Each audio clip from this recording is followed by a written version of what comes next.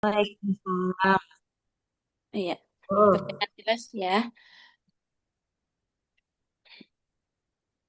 Baik, Bismillahirrahmanirrahim. Assalamualaikum warahmatullahi wabarakatuh. Selamat sore, Bapak Ibu sekalian. sore. Sore, Bu. Iya, Alhamdulillah ya kita bertemu lagi untuk mata kuliah kesehatan keluarga.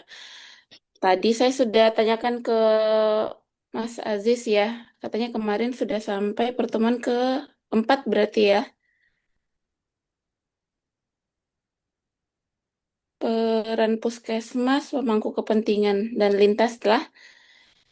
Nah, jadi Ulun hari ini masuknya di materi tentang PHBS dan PISPK. Hmm, Bu Anita, kenapa nih? Oh, nggih, silahkan Bu. Ya, oke, sebentar.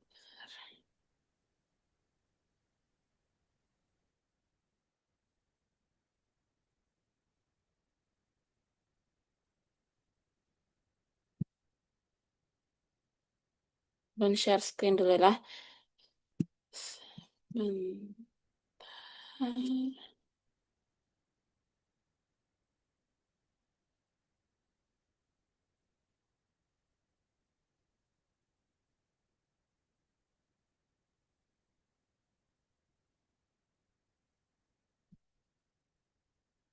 Iya, oke.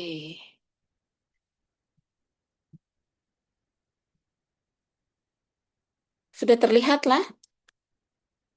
Sudah, Bu. Sudah ya. Tapi ini kayaknya belum semuanya hadir ya. Masih ada yang belum kayaknya muncul.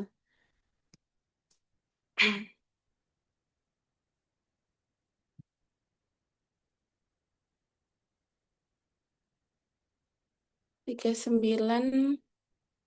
Siapa lagi yang belum ini? Belum masuk Zoom.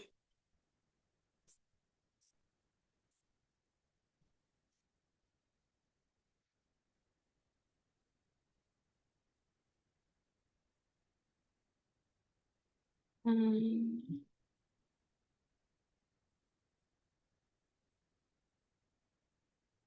Kalau untuk PJ mata kuliah ini siapa ya?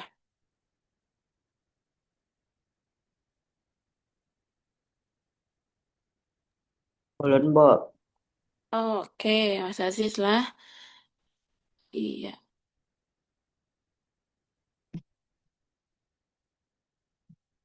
Siap. Absen sudah dibagi kah, Mas Aziz? Ini sudah, Bu. Sudah. Oke, baiklah. Kalau kita mulai saja ya.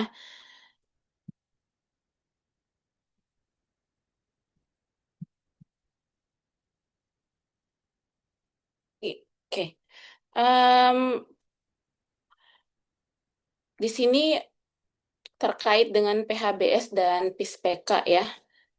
Di sini judulnya Lun ambil satu pertanyaan pembuka. Gitu.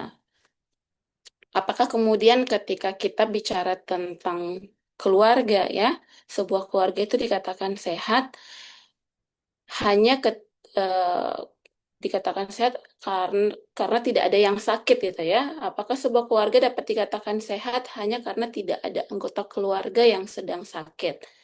Ya. Ini jadi apa namanya? Pertanyaan pembuka untuk kita brainstorming dulu ya awal sama-sama.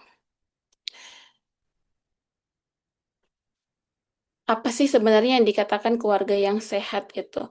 Kalau misalnya tidak ada yang sakit, apakah kemudian kita bisa mengklaim atau mengatakan bahwa keluarga tersebut sehat?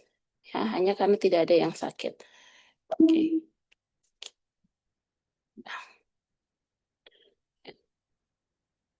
Sehat itu bukan hanya kalau kita mengingat kembali ya definisi sehat, baik yang digunakan oleh Kemenkes atau yang digunakan oleh WHO. Sehat di situ ada kata-kata sehat bukan hanya secara fisik saja, bahkan di situ kategorinya sampai secara kejiwaan juga itu masuk definisi dari sehat.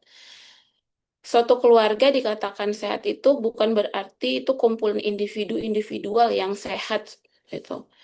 Jadi keluarga ini merupakan dipandang sebagai suatu sistem ya, di mana keluarga yang sehat ini bagaimana perilaku dari setiap anggota keluarga ya, ini mempengaruhi anggota keluarga yang lainnya. Pola makan, pola pengasuhan, bagaimana hygiene sanitasi baik personal ataupun eh, baik individual ataupun komunitas tersebut, ya, pengambilan keputusan ya dari kelompok atau sistem terkecil tersebut, yaitu di dalam sebuah keluarga.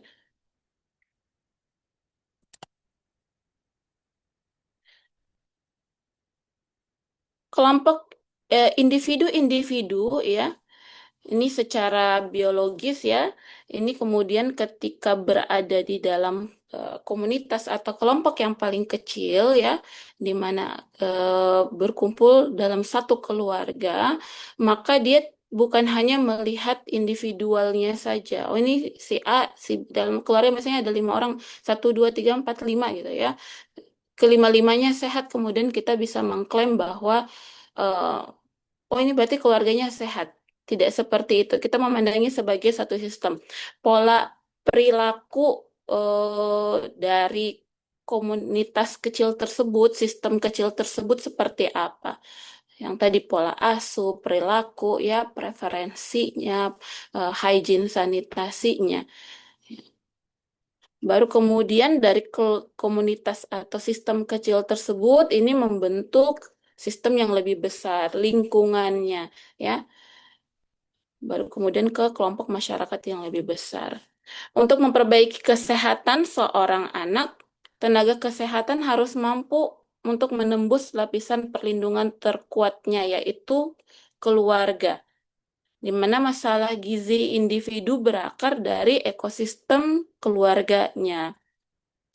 Bapak Ibu, em, sambil diskusi lah, karena kan banyak Bu Hanpen ini dari puskesmas lah, ada beberapa juga yang dari rumah sakit. Nah, tentu kan setiap hari nih malah ya baru bersentuhan dengan sistem terkecil tersebut yaitu keluarga. Nah, bagaimana eh, Bapak Ibu sebagai ahli gizi ya, sebagai eh, dari apa pelayanan kesehatan memandang masyarakat atau sistem terkecil tersebut. Ketika kita mau memperbaiki eh, perilaku ya, kita mau apa namanya kesehatan bukan cuma melihat individunya, misalnya ada ibu hamil di dalam keluarga tersebut, ada anak dengan status gizi yang kurang. Ya. Kita memandangnya itu tidak bisa hanya satu-satu saja, terpisah gitu ya. Anak dengan status gizi yang kurang, ya, atau rentan terhadap gizi kurang misalnya, maka kita tidak bisa melihat hanya anak itu saja. Kita kan memandang juga ke orang tuanya. Ini kondisi orang tuanya seperti apa, lingkungannya bagaimana, tingkat pendidikan orang tuanya apa, ya, bagaimana cara dalam keluarga tersebut untuk memilih sumber pangan atau pemilihan makanan dalam sehari-hari seperti apa. Ya. Kalau misalnya masalah yang sering terjadi biasanya adalah kita bertemu dengan kondisi keluarga yang kompleks, ya, dengan status gizi anak yang kurang atau bahkan kondisi status gizi anak yang buruk. Terus kita kan kebingungan, bagaimana kemudian mengintervensi keluarga tersebut, ya. Setelah ditelisik ternyata akar permasalahannya itu dari ekonomi. Ayah yang bekerja serabutan, ibu yang tingkat pendidikannya rendah, lalu kita lihat kondisi lingkungannya seperti apa, ya, sumber pendapatannya bagaimana, pemilihan bahan pangan sehari untuk anak tersebut bagaimana, ya. Seringkali bahkan bantuan itu hanya menjadi solusi sementara, tapi tidak bisa menjadi apa namanya solusi jangka panjang.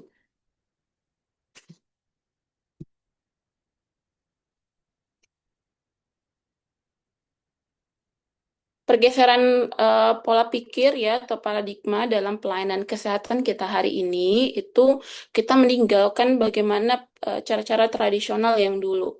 Ya, kalau dulu kita di pelayanan kesehatan itu nunggu pasien datang gitu ya, kemudian kita melihat hanya secara individual saja. Yang datang ibu hamilnya ya kondisi permasalahannya apa, maka itu yang dilihat. Anaknya yang bermasalah, anaknya saja yang dilihat. Sakitnya apa ya? Seringkali pertanyaan yang muncul pertama itu, Bapak Ibu keluhannya apa ya? Sakitnya apa? Kemudian yang disembuhkan itu adalah gejala-gejalanya tadi. Ini apa yang keluhan-keluhan tadi itulah kemudian yang menjadi target untuk dihilangkan. Ya. Maka di sini ya pendekatan yang kita gunakan itu beralih di mana kita tidak hanya menunggu secara pasif pasien, tetapi berusaha untuk menjangkau keluarga itu secara aktif.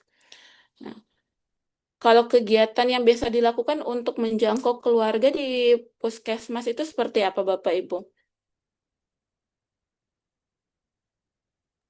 Kunjungan rumah, Bu. Hmm, Kunjungan rumah. kunjungan rumah ya. Nah, kalau kunjungan rumah seperti itu yang dikunjungi itu berdasarkan apa? Kalau pasiennya biasanya kalau yang kunjungan rumah tuh kebanyakan ibu dari misalnya ibu kek, yang ibu hamil kek, habis itu anak yang stunting, anak yang gizi kurang, biasanya itu pasti dikunjungin rutin.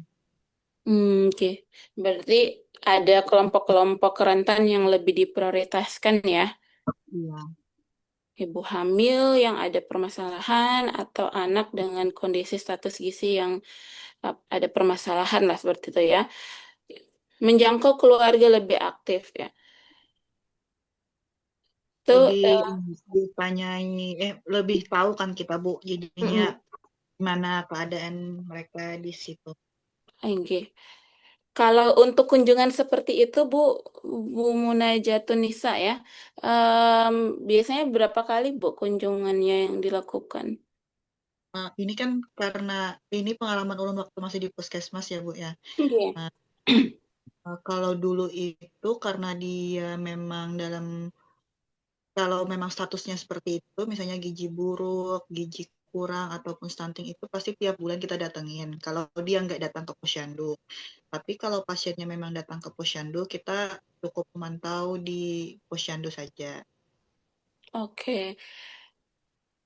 Berarti kalau dia aktif datang ke Vaskes, berarti cukup di puskesmas saja. Tapi kalau tidak datang baru kemudian didatangin ke rumah ya. Karena Hmm. pemantauan berat badan dia gimana setiap bulannya. Hmm, oke. Nah, ini udah menyambung mungkin yang Bapak Ibu yang lain juga yang di puskesmas ya. Kalau Bu Munajatun ini sekarang posisinya masih di puskesmas, Bu. Tidak, Bu, sekarang di rumah sakit. Sudah di rumah sakit. Ah, oke. Berarti sudah punya perspektif lah ya dari sisi di puskesmasnya ya. Dan ke masyarakat di rumah sakit juga ada ya. Iya. Oke. Em, apa sih yang jadi target ketika Bapak Ibu ya petugas gizi di puskesmas ya melakukan kunjungan ke rumah itu biasanya apa yang ditargetkan atau apa yang dilihat? Kalau ulun dulu tuh memang bagaimana riwayat si anak ini kenapa jadi seperti ini gitu. Misalnya kayak Mm-mm. dia yang gizi buruk, otomatis kita melihat memang ada beberapa faktor kayak dari pengetahuan dari orang tuanya, penerapan makan, ekonomi itu pasti ada pengaruh ya, Bu, ya. Mm-mm. Apa dari orang tua yang kadang tuh ada juga sisi orang tua itu ekonominya bagus, tapi anaknya malah kenapa gizi kurang. Nah, kalau sudah dari sisi ekonomi keluarga itu bagus, tapi anaknya bermasalah, itu malah kita lebih sulit buat kunjungan rumahnya. Karena mereka pasti udah tahu jadwalnya kita akan kunjungan rumah, dia akan hilang dari rumahnya. Nggak Oke. mau dikunjungin, nggak mau dipantau, jadi itu malah lebih sulit. Tapi kalau orang yang memang orang tuanya ekonominya lebih rendah, habis itu pengetahuan orang tuanya memang lebih tidak sebagus orang lain, dia karena kita kunjungin pun dia kadang males buat datang ke posyandu. Jadi dia nungguin kita datang ke sana. Oke. Jadi yang dilihat itu kita kan sambil edukasi orang tua ya Bu ya juga kayak gimana. Tapi malah orang tuanya bilangnya nggak apa-apa, anakku sebelumnya juga kayak gini kok, hidup-hidup aja, aman-aman aja gitu. Jadi kalau udah sampai yang kayak gitu, nggak bisa kita bimbing, paling ya kita laksanakan sesuai SOP-nya kita yang membantu dari segi uh, uh, keperluan-keperluan dia kayak biskuit dan pelaporan kepada kepala desa apa saja yang bisa dibantu oleh kepala desa biasanya begitu. Tapi kalau dari orang tua yang mau kita bimbing untuk membuat bagus lagi anaknya pelan-pelan biasanya itu pasti kita kasih edukasi rutin dan sebagainya buat si orang tua. Oke. Kalau dari cerita Bu Munajatun ini kayaknya perilaku agak susah ya ketemu. Susah ya. Hmm, oke, nanti kita diskusikan lebih lanjut di situ. Ya, terima kasih Bu. Ya, jadi pendekatannya tadi apa namanya untuk menjangkau keluarga ini secara aktif tadi sudah ada kunjungan ke rumah ya, kunjungan ke rumah-rumah ya dengan berbagai apa keunikannya lah tadi. Kemudian nah ini tadinya kan melihat gejala klinis per individu. Nah, harapannya adalah kalau kita menggunakan pendekatan keluarga ini, kita jangan cuman melihat si apa si anak saja atau si ibu hamil saja. Ketika kita melakukan kunjungan ke rumah itu, kita sambil mensurvei juga melihat kondisi anggota keluarganya yang lain. Kondisi kesehatannya seperti apa, termasuk juga lingkungannya bagaimana. Ya, pertanyaan-pertanyaan tadi itu yang terkait dengan ekonomi, ya, kemudian eh, tingkat pendidikannya, ya itu kita pasti sudah bisa sambil ini sambil mensurvei. Ya, jadi usahakan pertanyaan-pertanyaan itu bisa untuk kita mendapatkan gambaran secara utuh bagaimana kondisi di keluarga tersebut.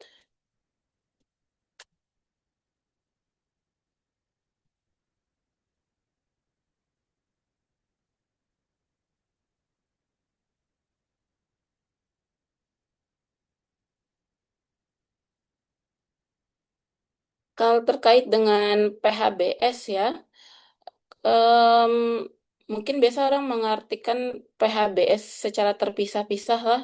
PHBS, cuci tangan misalnya ya. Sebenarnya bukan cuman itu saja. Jadi kalau kita bicara tentang perilaku hidup bersih dan sehat, ini adalah eh, perilaku bagaimana kemudian kesadaran terkait dengan kesehatan, em, perilaku sehari-hari ya, kemudian kemam- kemampuan dari kesadaran terkait perilaku kesehatan tersebut untuk kemudian bisa diimplementasikan sehingga da- PHBS individual tadi itu kemudian bisa dipraktikkan untuk keluarga. Ya, hal-hal sederhana seperti tadi cuci tangan gitu ya. Kemudian apa nih? Indikator untuk PHBS ada yang tahu Bapak Ibu apa saja?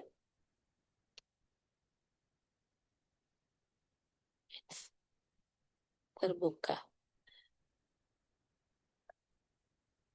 10 indikator PHBS dalam rumah tangga.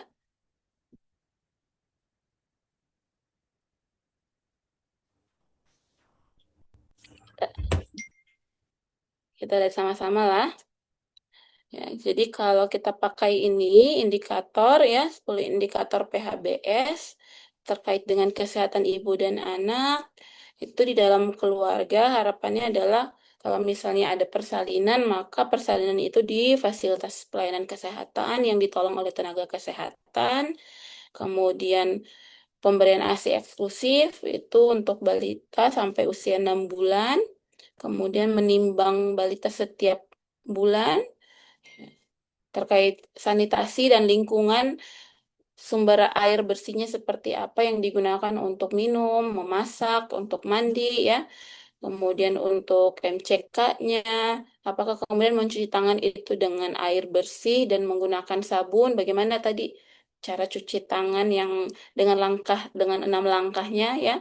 Apakah kemudian ada fasilitas jamban di rumah? Kemudian bagaimana terkait dengan eh, jentik nyamuk ya, pemberantasan nyamuk, kemudian gaya hidup dan konsumsi, bagaimana pola perilaku konsumsi makan buah dan sayur setiap hari, kemudian aktivitas fisiknya bagaimana, apakah ada olahraga ya yang dilakukan, kemudian ada atau tidak anggota keluarga yang merokok di dalam rumah ya, pola perilaku merokoknya seperti apa. Ini adalah 10 indikator ya untuk dikatakan bahwa keluarga tersebut itu sehat atau tidak.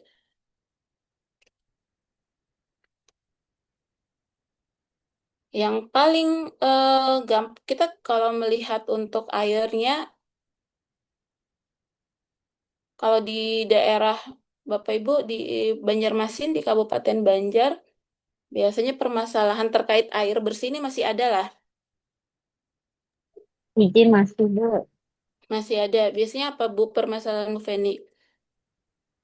Kan ke Puskesmas Ulun itu perbatasan antara Kabupaten Banjar Alu-Alu sama Batola, Tamban. Oke.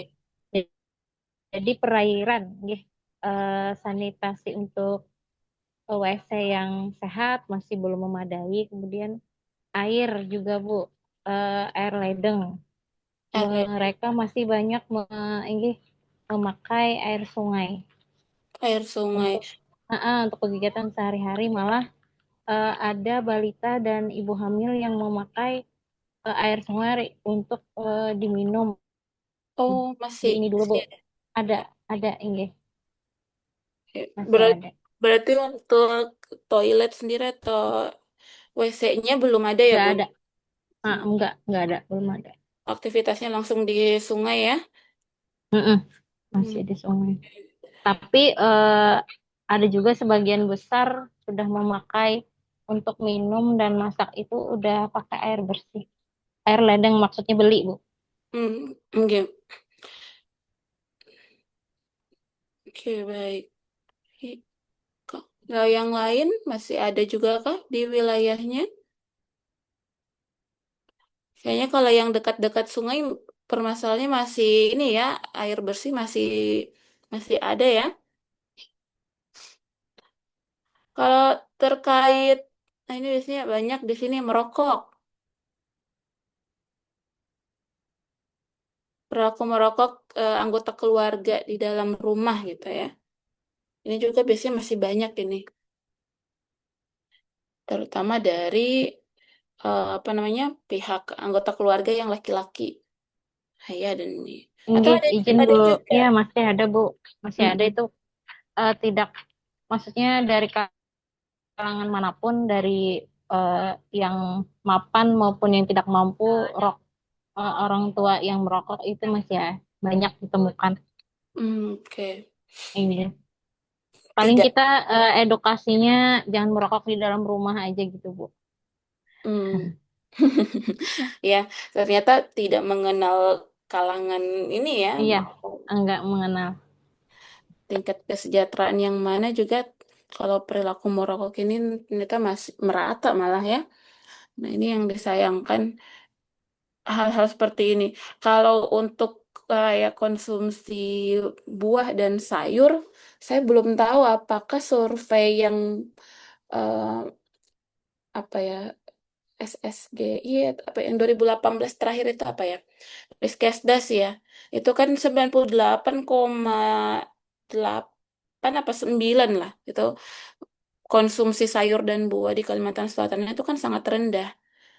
Tapi belum pernah melihat lagi hasil survei yang terbaru untuk konsumsi sayur dan buahnya. Apakah sudah meningkat atau malah semakin kurang gitu ya. Tapi ini konsumsi sayur dan buah ini masih sangat kurang. Kalau untuk terkait ini persalinan, adakah yang masih punya masalah di persalinannya tidak di Vaskes? Saya di tempat saya lagi, Bu. Masih ada, Bu. Hmm, Bu Feni lengkap ya. Lengkap, Bu. Bu. Di tempat saya lengkap. Berarti Kita ada apa? apa namanya satu Karaci pulau apa? gitu, Bu, di apa di puskesmas itu Pulau Oke. Bromo namanya. Mm-mm. Jadi wilayahnya itu cukup apa ya karakteristik orang di situ tuh lumayan susah, Bu. Jadi alasannya air surut lah, eh, nggak bisa membawa lah kayak gitu-gitu sih, Bu. Hmm, Ininya. Mm-mm. sih, Jadi Bang. semoga kedepannya di Puskesmas Mantuil nanti dibikin Ponet, Bu. Saya sih mau usulkan ya, udah Mm-mm. diusulkan ke dinas dibikin Ponet, kiranya bisa apa terfasilitasi lah yang di ujung ini. Betul-betul. Itu jauh juga jaraknya ya, Bu ya?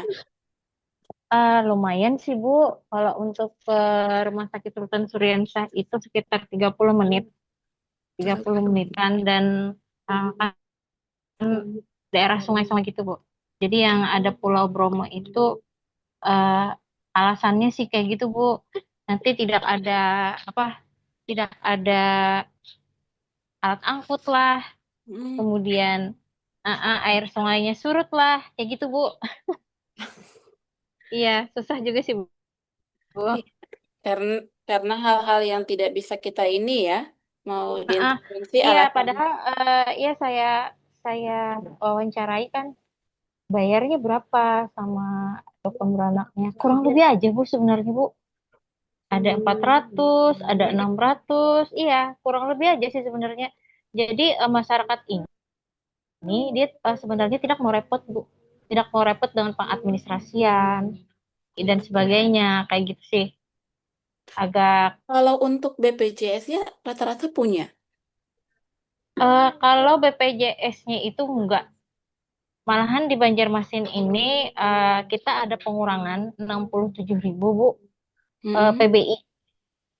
Jadi Oh, iya. wilayah kami sudah memang ada agak berdampak juga. Memang Yang agak berdampak kemarin juga. itu yang ramai itu ya. Iya, betul sekali. Hmm. Jadi kita keimbasannya nih. Nah, mau menolong masyarakat, belum lagi kan balita-balita yang udah beberapa tahun dia lahir belum dimasukkan ke dalam kakak. Itu udah masih banyak juga yang seperti itu. Itu belum ketemu solusinya ya. Solusinya sih apabila ada permasalahan baru kita tim lintas sektor membantu untuk mempercepat pembikinan pemasukan kartu keluarga, kemudian mengaktifkan BPJS apabila di keluarga tersebut memang ada jaminan kayak gitu. Hmm. Iya, iya. Tapi kalau yang penerima bantuan pasti agak susah ya jadinya ya. Tapi sebenarnya yang kayak pengurangan itu lumayan, Bu. Kita tahun 2023 saya tahu karena saya yang minta data sama BPJS kita tuh ada 18.000 sebenarnya PBI-nya. Kemudian eh, tahun 2026 awal ketika kita udah bekerja sama dengan BPJS jadi 10.000. Jadi 8.000 hilang. Waduh. Itu. Iya, jadi saya heran juga sih sebenarnya jadi agak curhat juga. Hmm. Pemerintah tidak menyamaratakan atau melihat seharusnya di wilayah pinggiran eh, seperti kami itu jangan terlalu banyak lah, dikurangi kayak gitu. Jadi kayak disamaratakan dengan yang di kota. Kan kalau di kota tuh dia menengah ke atas, pendidikannya udah bagus gitu ya. Ini udah pendidikannya udah nggak bagus, dikuranginya banyak. Jadi kami tidak bisa berkata apa-apa lagi dah. Iya, ini kurang tahu juga sih ya, apa kriteria kemudian Iya dikurangi itu betul. apa ya. Nah, itu yang harusnya Langsung aja sih. kriteria. Mm-mm. Karena ada satu Bu yang bingung. Jadi di dalam satu keluarga itu yang malah yang sakit, yang tidak aktif, yang suaminya aktif, istrinya tidak diaktifkan, kayak tidak merata begitu nah, yang Hmm, yang menghapus ini. Kayak random lah ya. Iya, tapi sebenarnya bisa diajukan ulang kembali dan dinilai desilnya katanya. Nah, ini desil Desil, lagi pakai desil. gue juga ini. Iya, Bu, 3 juta udah kaya katanya ya, Ya, insya Allah. pendapatan. Kita Ya, tunggu, kita tunggu kelanjutannya seperti apa. iya. Iya. Jadi banyak Oke. istighfar aja sih, Bu, bekerjanya. Tapi eh, tetap pelayanannya tetap dikunjungi kan masyarakatnya, Oh iya, walaupun ini tetap. tidak ya, Tetap, Masya Bu, Allah. tetap. Dengan naik jembatan Bromo, Bu, tetap. Ah, Tetap saja. ya begitulah. Kita sambil tetap jalan ya, walaupun ini Iya, gonjang-ganjing sana sini. Oke, ya ini 10. Makasih Bu Feni ya curhatannya. bisa. Yuk. Ya, untuk 10 indikator ini ya, jadi ini bisa kita gunakan untuk sambil melihat kondisi keluarga tadi ya, hal item-item yang bisa dinilai. Jadi kita kalau misalnya tadi kunjungan rumah, harapannya sih ya, informasi tentang ini tuh kita bisa menilai kondisi keluarganya itu paling nggak poin-poin ini bisa kita lihat. Ya. Bagaimana kalau misalnya ada ini ya, eh, apa kesehatan ibu dan anak, sanitasi lingkungan, gaya hidup dan konsumsinya seperti apa. Oke, ini Ulun mau membuat ini ya, apa namanya, ilustrasi gambarnya ya terkait siklus malnutrisi dan bagaimana keterkaitannya dengan perilaku kita. Ya, dimana kalau misalnya ya di sini mulai, jadi ini lingkaran yang harus kita putus. Perilaku dari hygiene, sanitasi yang buruk ya, kemudian resiko penyakit infeksi itu meningkat, kemudian nanti ini mengganggu bagaimana asupan atau penyerapan zat gizi ya, metabolisme tubuh, sehingga kemudian berbagai permasalahan gizi ini bisa muncul, ya, penurunan kualitas kesehatan, maka kemudian ini akan berulang terus seperti ini ya. Bagaimana cara kita supaya bisa memutus rantai masalah ini ya? Kalau kita cuman fokus intervensinya, biasanya kan yang program pemberian makan ya, kemudian bantuan tadi yang paling gampang tadi yang biskuit ya untuk ininya, atau bantuan bentuk pangan lokal segar misalnya yang diberikan ya. Tapi kalau misalnya tanpa perbaikan atau perubahan perilaku ini, maka saya takutnya jadinya sia-sia gitu ya. Ya, tetap saja perilaku mencuci tangan ya, kemudian penggunaan jamban ini tidak diperbaiki ya, izin sanitasinya tadi, maka resiko penyakit infeksi akan terus berulang. Kita berikan asupan terus ya, macam-macam supportnya, tapi ternyata apa yang kita berikan itu tidak terserap secara maksimal. Maka edukasi untuk harapannya apa namanya perubahan perilaku hygiene sanitasinya ini bisa dilakukan.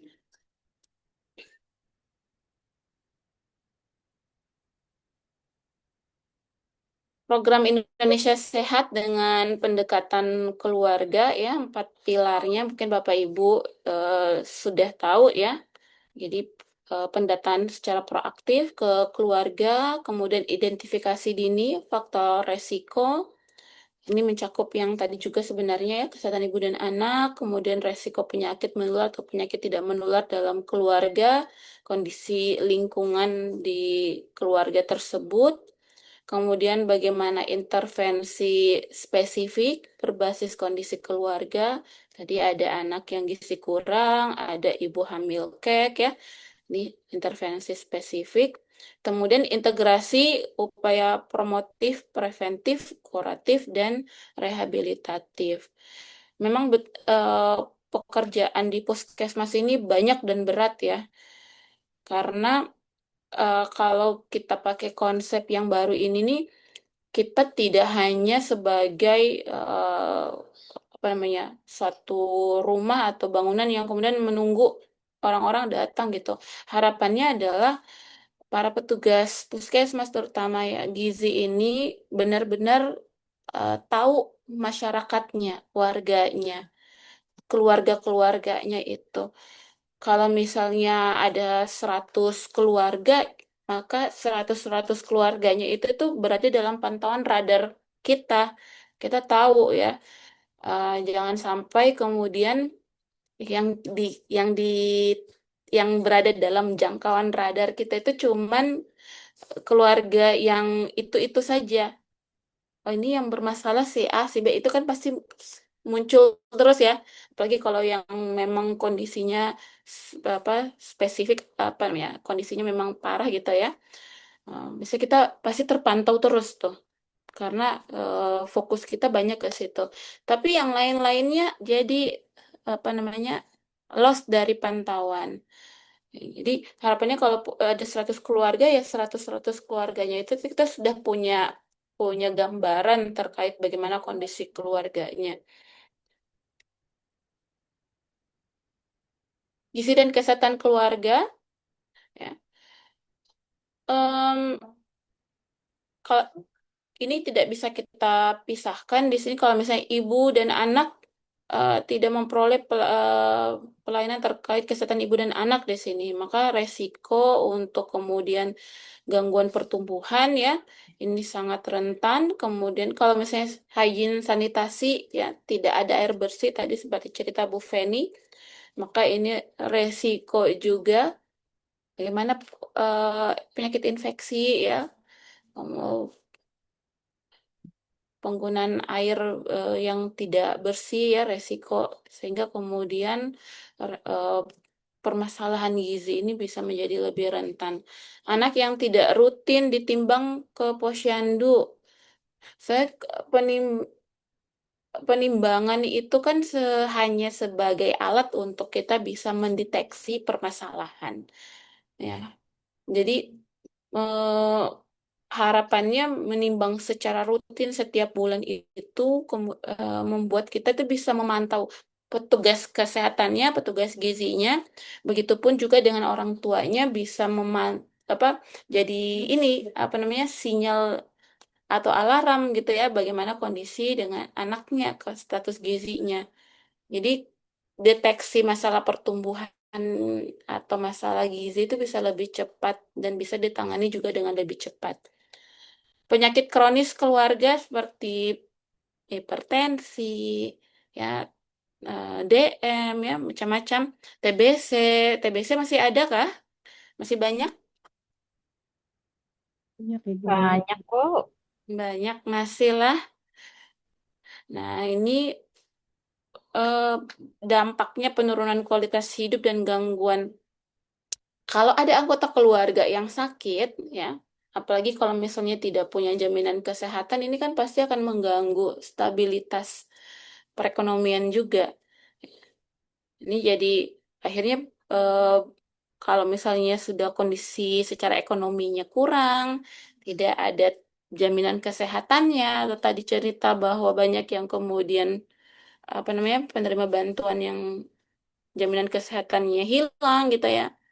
Ini pasti akan mengganggu stabilitas ekonomi keluarga. Kalau orang yang dengan masih punya kemampuan ekonomi, biasanya mereka masih punya backup ya. Kalau misalnya ada permasalahan, ada penyakit, ya masih punya opsi yang lain. Ini apa yang harus dilakukan? Tapi kalau misalnya keluarga yang kurang mampu, kemudian punya permasalahan kesehatan, mereka tidak punya jaminan, banyak yang kemudian akhirnya memilih untuk mengobati dengan macam-macam alternatif, yang mana bukannya memperbaiki keadaannya, malah bisa memperburuk situasi dan kondisinya.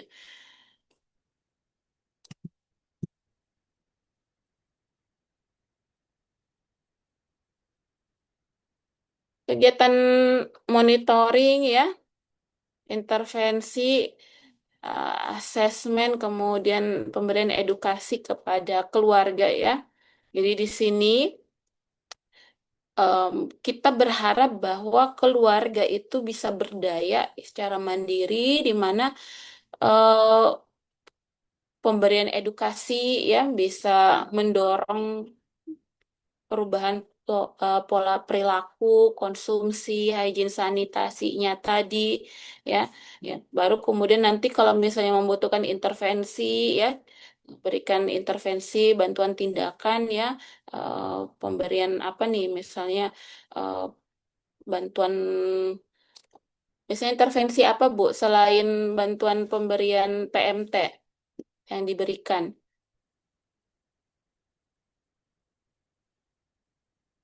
Misalnya PMT-nya kan ada PMT yang lokal, masih ada kah Bu diberikan? Ada Ada. PMT lokal Bentuknya sedang apa? jalan. Bentuknya apa, Ben? Makanan makanan lengkap, Bu.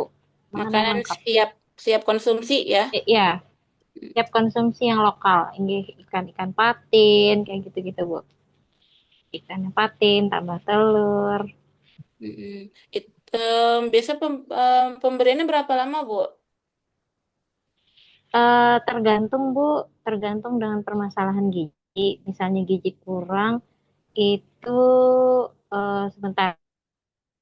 Yang balita T itu 14 hari, balita BGM itu 28 hari, yang gizi kurang 42 hari. 56 hari. 56, maaf, maaf, salah, 56 hari, Bu. Gizi kurang 56 hari. Oh, berarti ininya Mm-mm. rentannya beda-beda ya pemberiannya. Itu tiap hari berarti Oke. diberikan. Iya, iya tiap hari, Bu. Untuk berapa Pokoknya hari kali libur, makan, hari Bu? Minggu, satu kali makan. Satu Satu kali kali makan, makan saja. makan siang, gitu ya? Iya, makan siang. Oke, ya. Kalau yang untuk biskuitnya sendiri itu masih jalan juga ya, Bu ya? Biskuit jarang sih ya, karena kecuali PMT lokalnya belum jalan tuh bisa kalau masih ada stok biskuit. Kan sekarang Hmm, ini stok Nah, stok habis biskuit ya, tuh Bu. agak berkurang karena ada PMT lokal. oke. Iya, iya. Ya, bantuan dan pasti kan monitoring evaluasi ya. Kalau monitoring evaluasi yang dilakukan seperti apa, Bu? Setelah pemberian. Evaluasi monitoringnya tuh kita paling mengikuti ke random secara random kepada balita yang mendapatkan PMT kayak gitu. Biasanya dilihat, ditanyakan ini apakah dihabiskan, apa yang ada yang tidak habis atau bagaimana. Kemudian apa namanya ditanyakan makan ready recall lah makanan itu. Apakah benar ini pemberian makanan tambahan ini benar tambahan atau menggantikan? Kan Iya. kita mengharapkan Mm-mm. ini tambahan gitu ya, bukan menggantikan. Tapi terkadang karena ekonominya sangat memprihatinkan, itu dia apa namanya jadi Ganti. alhamdulillah lah, bukan Iya. ya ganti malahnya. Iya Artinya betul. ketika kali makan ada tambahan satu gitu ya. Iya, pernah Bu Niken izin apa namanya menceritakan pada tahun 2023 itu kan Mantuil adalah Kelurahan Mantuil adalah lokus yang terbanyak sekota Banjarmasin gitu ya. Terus semua semua apa semua bantuan tuh datang ke Mantuil gitu Bu Niken, Mm. telur, terus ada yang ngasih makan juga dari Bank Brilian waktu itu.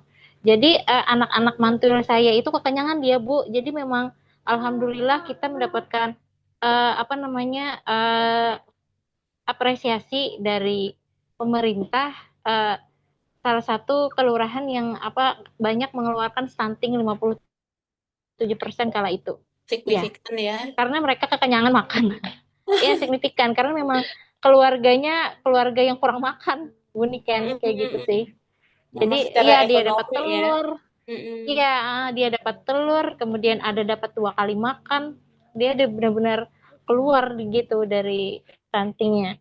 Tapi yang ini ya, yang memang standar deviasinya memang nggak terlalu jauh gitulah. Yang Mm-mm. -1, -2, enggak. Kalau 3 sampai 4 sih agak berat ya. Susah untuk bergerak Minus. ya. Iya. Kalau sekarang gimana Bu kondisinya? Kenapa? Yang di Lumayan karena ini yang intervensinya kalau waktu 2023 itu kan tidak ada ini ya perbedaan yang seperti beberapa 2 tahun ini yang T berapa hari yang gizi kurang berapa hari yang BGM berapa hari. Waktu Mm-mm. kala itu di tahun 2023 itu langsung 3 bulan 3 sampai 4 bulan dikasih makan. Mm-mm. Nah, lalu dia tidak terputus Bunikan kan seperti Jerpian tadi eh, bantuan yang kita kasihkan ini hanya sementara atau dia akan kembali lagi ke sistem keluarga lagi kan. Iya. Nah, sistem yang kekurangan lagi tadi, iya. Jadi Makanya tadi sebenarnya yang saya sekarang ini tanyain, sih, uh-uh. Inggih, Maksudnya yang kada terlalu signifikan. 2023 kan sudah banyak nih ya kan, apa Mm-mm. namanya, keluar dari situ. ap- Jangan sampai nanti karena bantuan sudah mulai ini lagi, kemudian kondisinya meningkat lagi. Iya, betul. Itu sih Bunikan. Mm-mm. Permasalahannya sekarang saya rasa sih tidak terlalu membantu karena hanya 14 hari kan, Mm-mm. 28 hari, paling banyak juga 56 hari. Tidak seperti yang kemarin itu karena kita juga ini kan katanya tidak boleh double. Bantuan Nah, itu tidak boleh ya. double karena pencatatan pelaporan kayak gitu. Mm-mm. Iya. Ya, begitulah ya. Tapi ini berarti tadi monitoring evaluasinya itu tidak apa namanya? Istilahnya sampling ya berarti ya, Bu ya.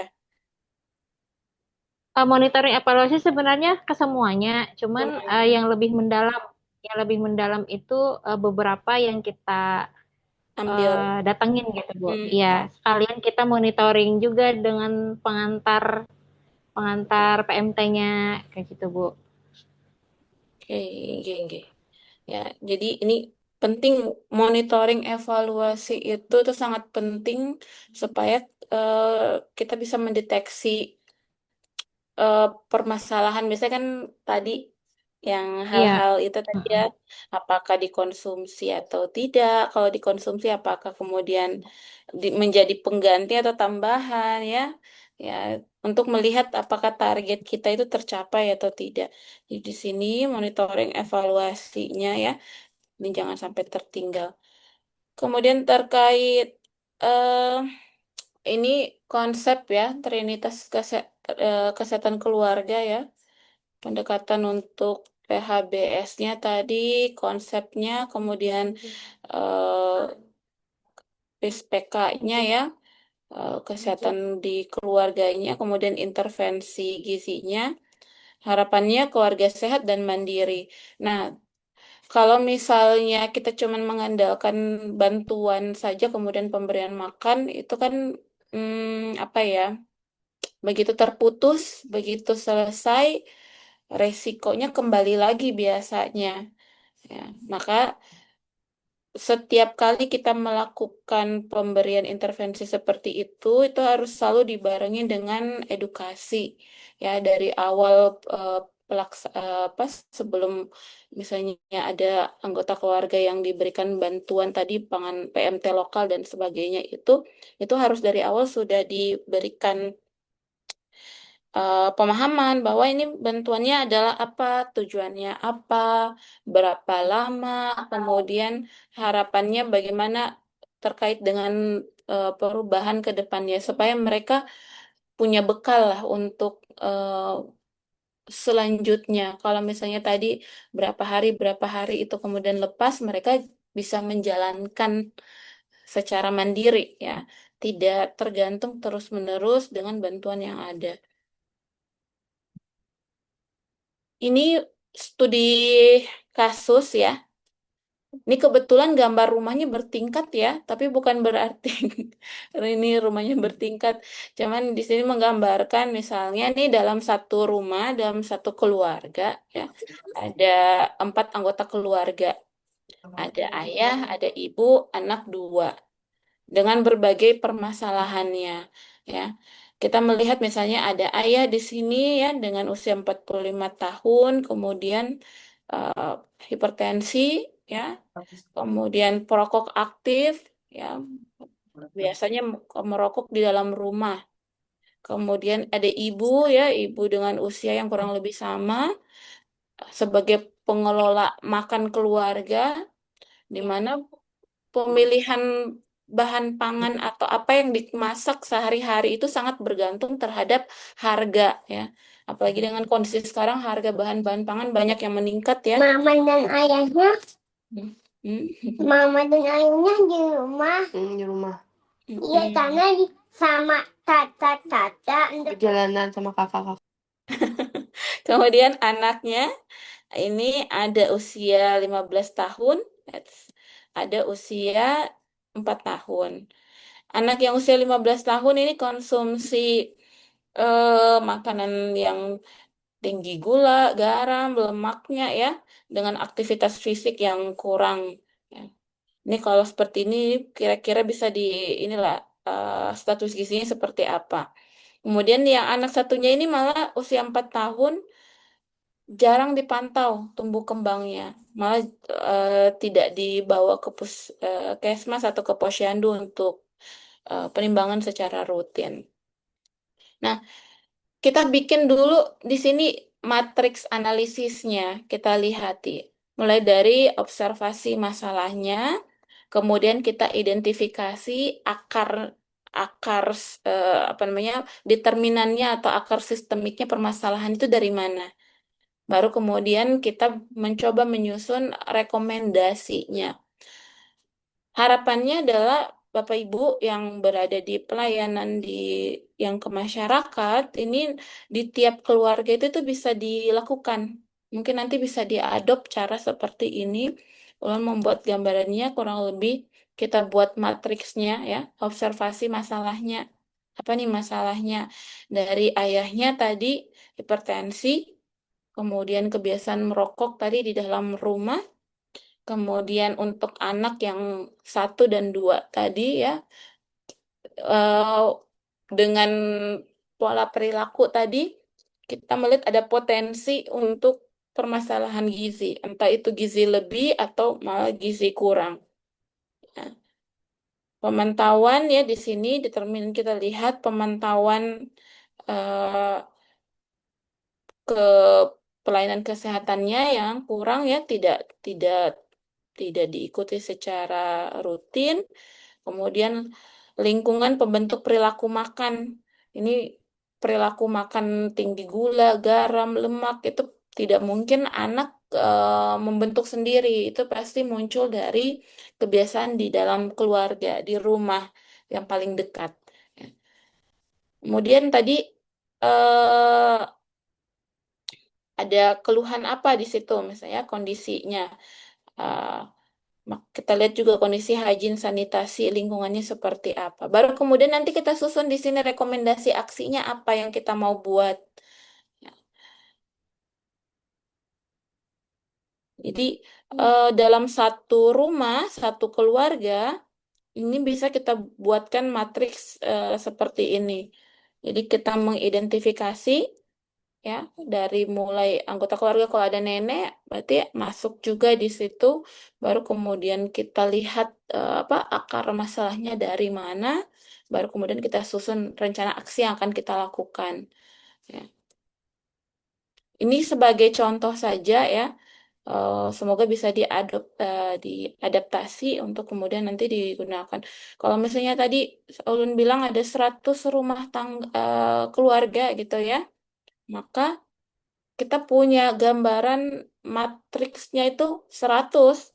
Jadinya ya, melihat bagaimana kondisi keluarga A, B, C gitu ya permasalahannya.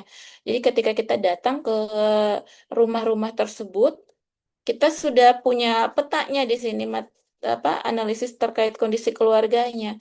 Dan kita sudah punya rencana apa yang akan kita lakukan. Oh, ini saya edukasi terkait ini. Eh, ada anak yang apa namanya ISPA misalnya di dalam keluarga ada balita yang ISPA. Kita lihat permasalahan dari mana ya. Oh, ada anggota keluarga yang merokok di dalam rumah, maka itu juga jadi bagian dari intervensi. Oh, ini rumahnya misalnya yang kondisi sekarang kebakaran, apa namanya, pembakaran lahan hutan banyak gitu ya. Maka kalau masalah itunya kan kita tidak bisa intervensi langsung. Tapi yang di dalam rumah bagaimana? Nah, misalnya penggunaan maskernya ya, kemudian menjaga lingkungan supaya bisa paling tidak mengontrol lingkungan di dalam rumah itu supaya meminimalisir apa namanya asap dan sebagainya itu seperti apa. Ini bisa menjadi bahan edukasi atau apa intervensi kita ke keluarga tersebut.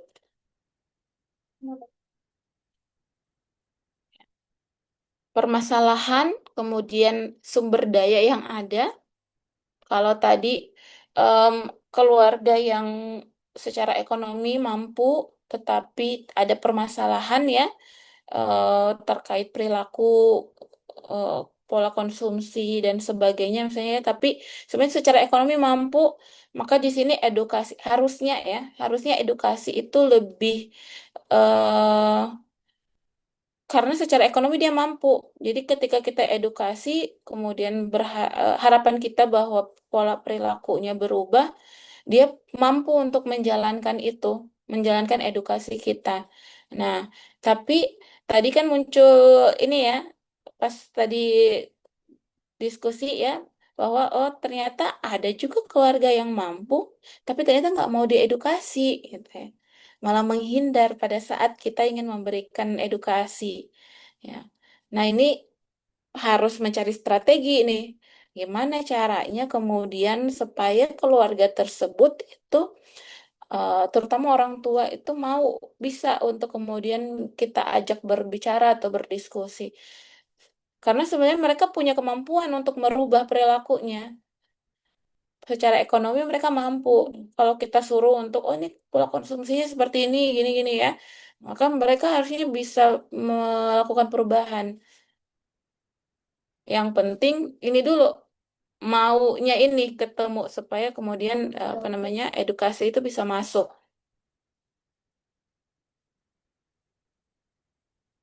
Tujuan akhir ya dari keluarga yang berdaya tadi, bahwa harapannya puskesmas dan kita ya tenaga gizi ini, kita tidak mungkin bisa kemudian ini segalanya mau jadi apa namanya memperbaiki semuanya individu yang sakit tadi atau keluarga ini, tapi kita memberdayakan keluarga tersebut ya supaya kemudian mereka bisa secara proaktif itu kemudian mampu untuk mengidentifikasi permasalahan kesehatan yang ada di keluarga mereka, kemudian mampu untuk mencegah dan mengatasi permasalahannya secara mandiri. Em,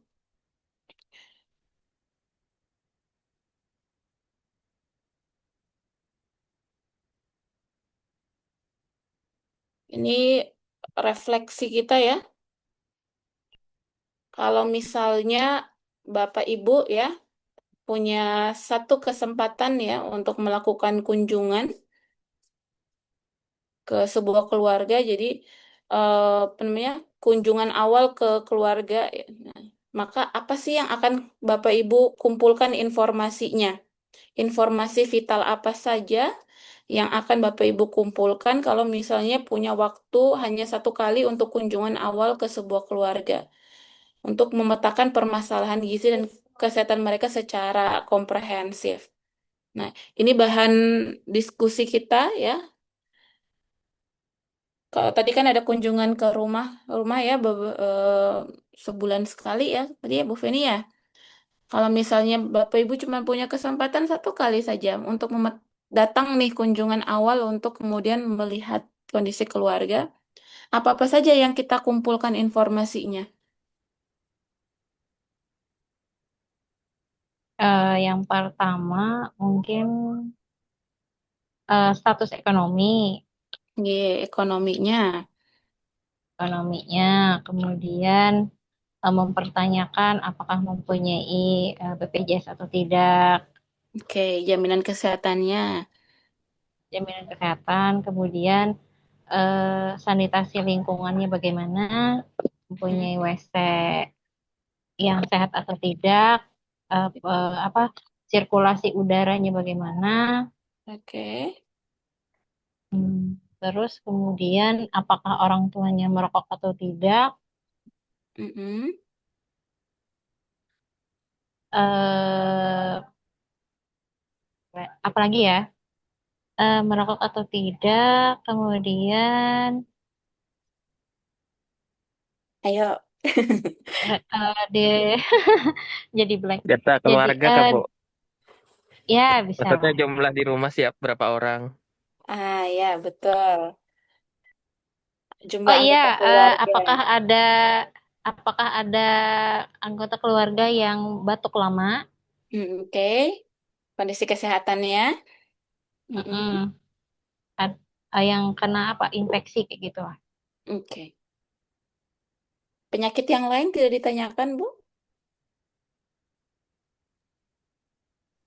Oh, anak atau lagi sedang diare atau bisa bisa ditanyakan anak lagi sedang diare.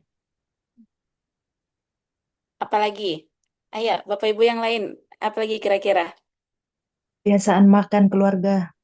Kebiasaan makan keluarga. Ini kalau kebiasaan makan keluarga biasanya nanyanya gimana tuh? Makan buah sayurnya apakah setiap hari atau tidak, Bu? Ya, paling gampang kita nanyanya ke situ ya. Konsumsi buah dan Mm-mm. sayur gitu ya. Kemudian apa lagi? Ada lagi?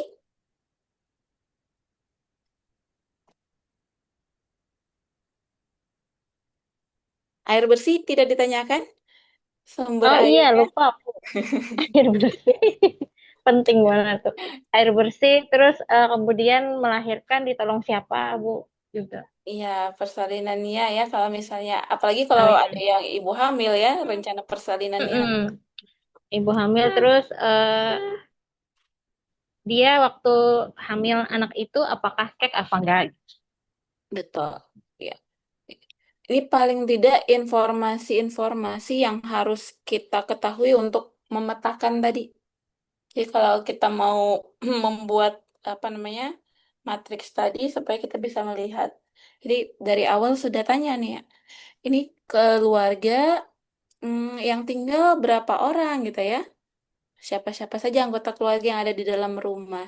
Baru harapannya tiap anggota keluarga itu kita bisa tanya secara paling walaupun singkat ya. Ini usianya berapa ya? Ada permasalahan kesehatan apa?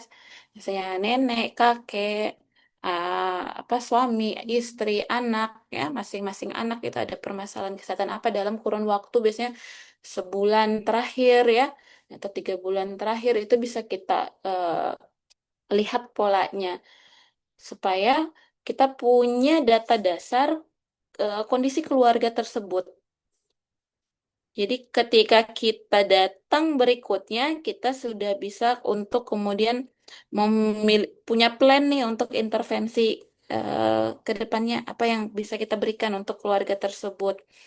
Jadi jangan sampai kita tidak hanya fokus pada individu anak gizi kurangnya, ibu hamil cake-nya saja, tapi seluruh anggota keluarga tersebut. Karena biasanya permasalahan itu bukan cuman single saja, bukan cuman satu. Dari eh, kalau kita bisa lihat, oh ini ternyata dari apa namanya, secara kemampuan dia masih bisa untuk penyelenggaraan makan atau pemberian makan keluarga itu masih ada kemampuan ya. Tetapi ternyata cara pemilihan atau keputusan untuk konsumsi anggota keluarga ini masih kurang tepat. Nah, kalau kita sudah bisa mengidentifikasi permasalahan itu, kita kan bisa, oh nih berarti ibunya atau siapa nih yang berperan penting dalam pemberian makan keluarga itu kemudian diberikan edukasi. Walaupun hanya edukasi singkat, itu bagian dari intervensi kita supaya kemudian berubah gitu ya. Jadi tidak hanya sekedar, oh ini apa anaknya makannya gizi kurang nih ya. Itu diberikan bantuan saja, tapi diedukasi. Apa permasalahannya dari mana? Oke, baik. Terima kasih Bapak Ibu. Em, ini saya ada sedikit kuis di akhir ya. Semoga bisa dikerjakan. Ini jumlahnya sedikit saja. Gimana ya caranya saya share ini? Bisa Disalin aja bullyingnya, Bu. disalin ya sebentar. Di- Kayaknya saya harus Disalin ke berhenti. room chat Zoom, Bu. Oke.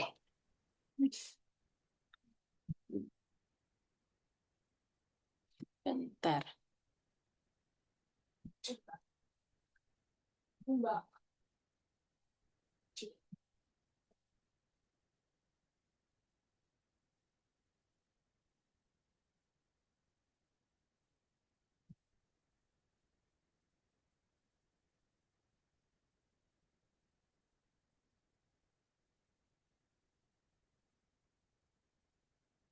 Bisa diklik.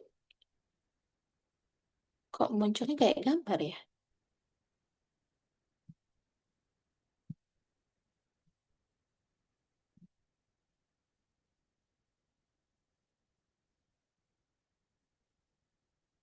Nggak bisa, Bu.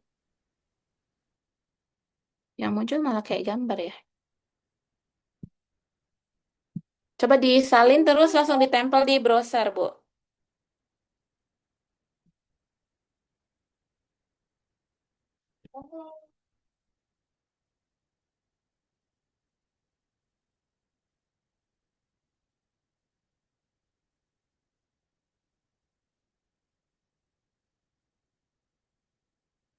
Ya, di copy langsung ditempel di browser. Itu bisa.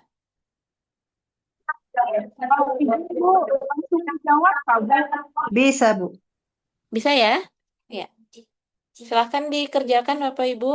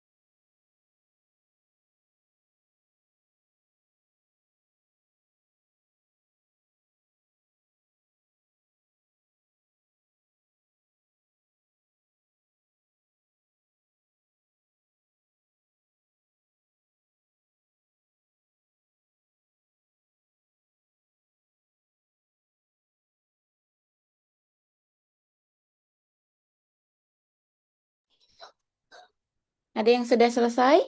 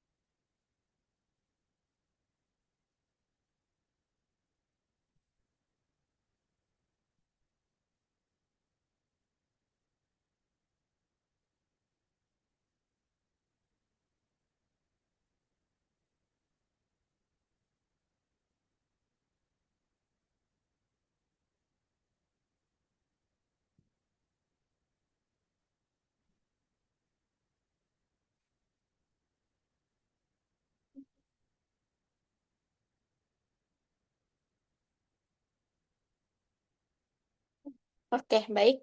Sudah ya semuanya? Sudah selesai? Belum, Bu. Belum, Ibu. Belum lah. Belum, Bu. Oke, lanjutkan, Bu. Itu pertanyaannya kalau nggak salah ada 10 soal.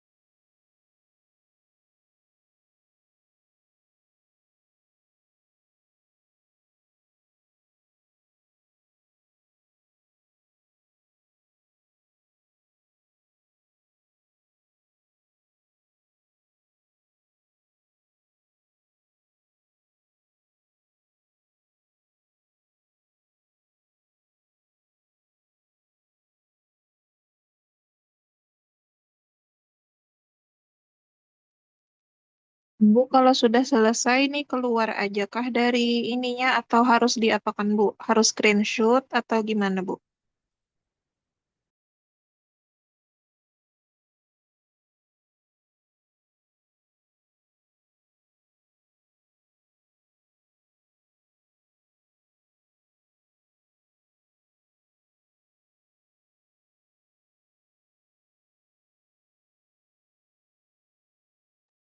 Nah, di screenshot saja, Bu. Nanti dikirim ke grup ya.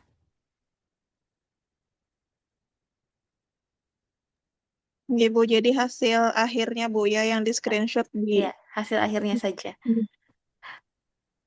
Sudah semua, Bapak Ibu? Udah ya? Tadi 10 soal saja. Tidak terlalu Ya, Bu. susah Iya, juga. Bu. Oke. Oke. Ya, silakan nanti di-share ke grup. Mungkin sebelum kita akhiri, ada yang mau didiskusikan lagi?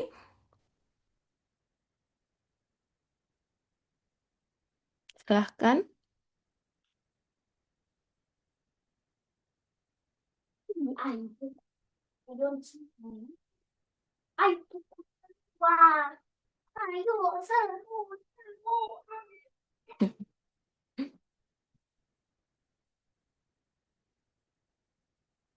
Jadi harapan ulun ya, nanti kalau misalnya, terutama untuk bebuan pian yang bekerja di puskesmas lah, Ya, memang kan tugasnya ini lumayan berat ya, karena memang berhubungan dengan masyarakat ini luar biasa ya, macam-macam pola perilakunya beda-beda ya. Tiap orang individu berbeda-beda juga untuk menghadapinya.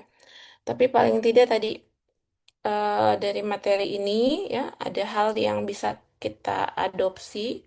Tadi em, data terkait keluarga-keluarga tadi itu, nah nanti coba masing-masing memetakan seperti apa namanya kondisi keluarganya. Nah ini ada tugas tambahan buat Bapak Ibu sekalian ya.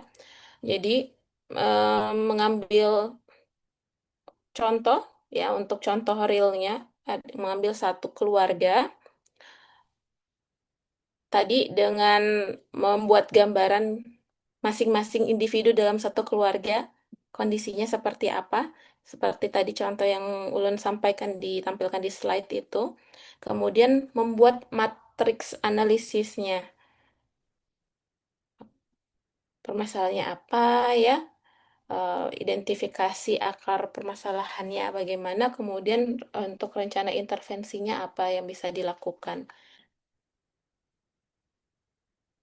Jadi mengambilnya itu berdasarkan eh, data yang data real, data asli. Ya. Jadi nanti ambil satu keluarga, kemudian kita bikin matriks analisisnya, kemudian ada observasi masalahnya apa, kemudian akar sistemiknya atau apa determinannya apa, kemudian rekomendasi aksi atau intervensi yang bisa kita berikan. Nanti dibuatnya bentuk tabel seperti itu.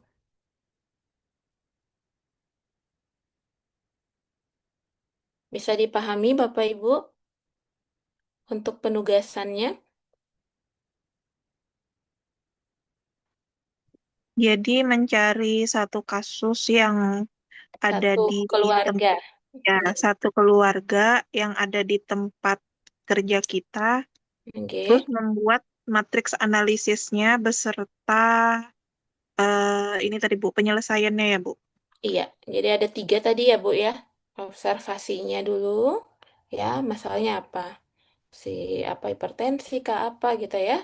Kemudian akar sistemiknya, kemudian rekomendasi intervensi atau rekomendasi aksinya. Jadi Bu Rusnida nanti ambil misalnya, nanti namanya disamarkan saja ya, tapi informasinya adalah informasi yang real, yang asli. Dilihat ya, seperti itu. Bisa ya?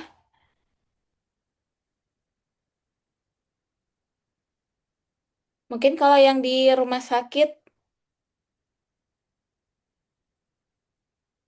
nanti bisa saling bantu dengan kawannya ya, yang lain yang mungkin lebih mudah kalau dapatin. Atau ngambilnya lingkungan terdekat juga boleh.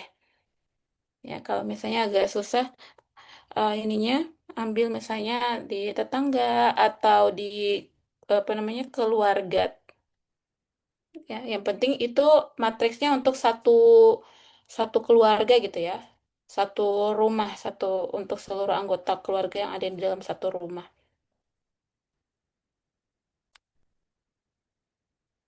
Bisa ya Bapak Ibu dipahami untuk penugasan individualnya ini nanti untuk timeline waktunya eh, 1 hari sebelum pertemuan berikutnya. Berarti ini kan kita wait, kita harusnya jadwalnya Senin ya.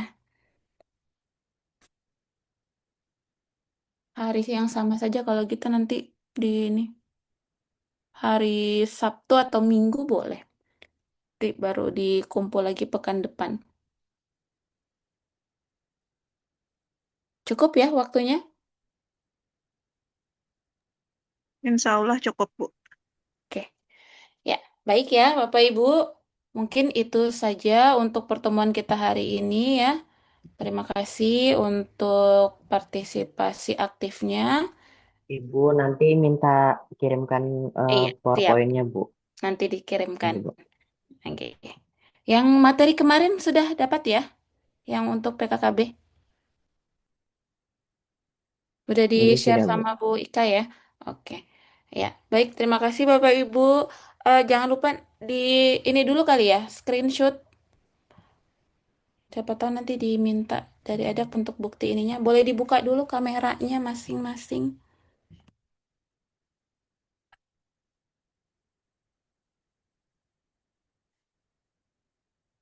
Ya, boleh. Ya, silahkan di screenshot kalau sudah semuanya.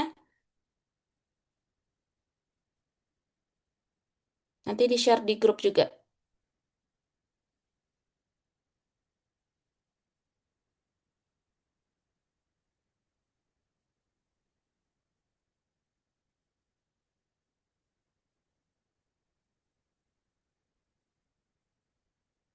Oke, sudah?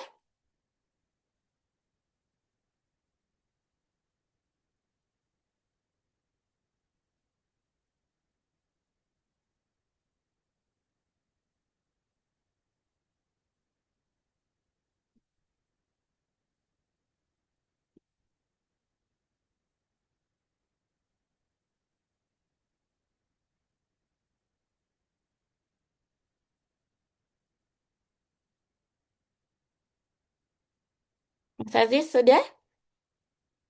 Ini nggak ada Ini, aba-abanya Bu. nih. Ini, Bu. Ini sudah, Bu. Sudah, oke, baik. Terima kasih Bapak Ibu ya. Mohon maaf mengganggu waktu di sore hari akhir pekannya ya. Eh, Selamat melanjutkan sisa hari liburnya ya. Masuk kerja lagi. Senin kayaknya banyak yang ini. Kalau sekolah-sekolah apa PJJ ya. Kalau di Banjarbaru seperti itu. Nggak tahu kalau di daerah yang lain Banjarmasin dan sekitarnya sama juga kah? Tapi kalau kita pelayanan tetap jalan ya. Tetap kerja juga hari Senin. Ini anak-anak yang nggak sekolah jadinya. Oke, terima kasih ulun akhiri ya. Terima kasih semuanya atas perhatiannya. Wabillahi taufiq walhidayah. Assalamualaikum warahmatullahi wabarakatuh. Waalaikumsalam Waalaikumsalam warahmatullahi warahmatullahi wabarakatuh. Terima kasih, wabarakatuh. Ibu. Terima Terima kasih, kasih Bu. banyak, Bu. Terima kasih Izin banyak, live Ibu. lah.